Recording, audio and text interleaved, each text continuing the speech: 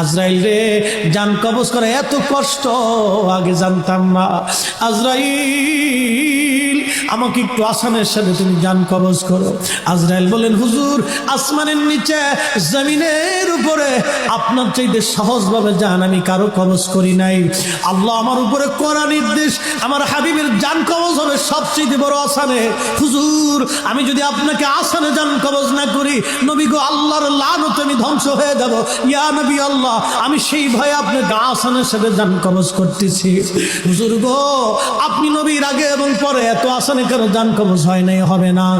আল্লাহর নবী ডেকে বলে, আজরাইল, জান কবজ এত কঠিন, এত কঠিন, আমার কাছে কষ্ট হয়।